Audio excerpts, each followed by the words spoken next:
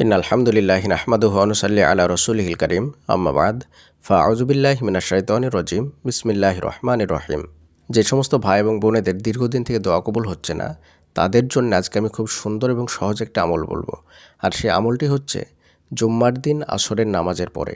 আমরা সকলেই জানি জুম্মার দিন এমন একটি সময় আছে, এই সময় দোয়া কবুল হয়ে থাকে, কিন্তু অনেকেই জানেন না সেই সময়টা কখন বা কিভাবে দোয়াটা করতে হয় বা কিভাবে আমল করতে হয়।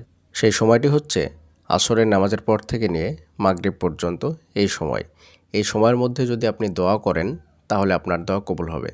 কিন্তু এই সময়ের মধ্যে আপনি আমলটা কিভাবে করবেন? এক হাদিসের মধ্যে রাসূলুল্লাহ সাল্লাল্লাহু আলাইহি ওয়াসাল্লাম বলেছেন, আসরের নামাজের পর থেকে নিয়ে মাগরিব পর্যন্ত দোয়া কবুল হয়ে থাকে।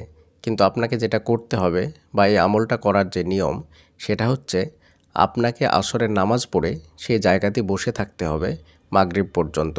যদি আপনি আসরের নামাজের পরে আবার উঠে পড়েন, তারপরে যদি পুনরায় দোয়া করেন, তাহলে আপনার দোয়াটা কবুল না হওয়ার সম্ভাবনা বেশি থাকবে। কারণ হাদিসের মধ্যে বলা হয়েছে জুম্মার দিন এমন একটি সময় আছে, সেই সময় যদি কোনো ব্যক্তি নামাজরত অবস্থায় দোয়া করে তাহলে তার দোয়াকে কবুল করা হয়। তখন সাহাবারা হাদিসের রাবীকে জিজ্ঞেস করলেন যে আসরের নামাজের পরে তোর কোনো নামাজ নেই, তাহলে আমাদের দোয়াটা কিভাবে কবুল হবে?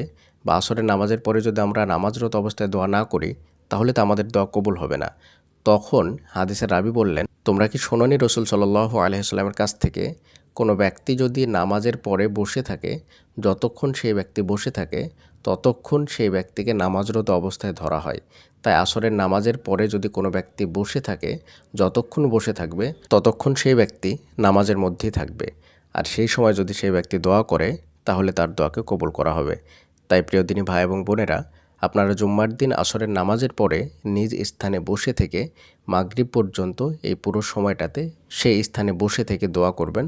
আশা করি ইনশাআল্লাহ এই সময়ের মধ্যে আপনার দোয়াটা কবুল হয়ে যাবে।